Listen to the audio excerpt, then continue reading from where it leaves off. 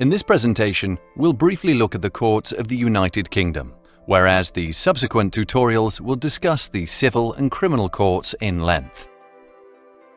Her Majesty's Courts of Justice of England and Wales are the civil and criminal courts responsible for the administration of justice. They apply the civil and criminal laws of England and Wales, and the duties are established and governed under Acts of Parliament and subordinate legislation.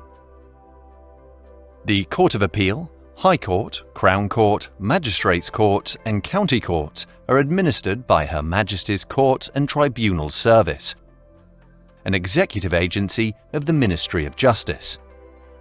The Supreme Court is the highest appeal court in almost all cases in England and Northern Ireland.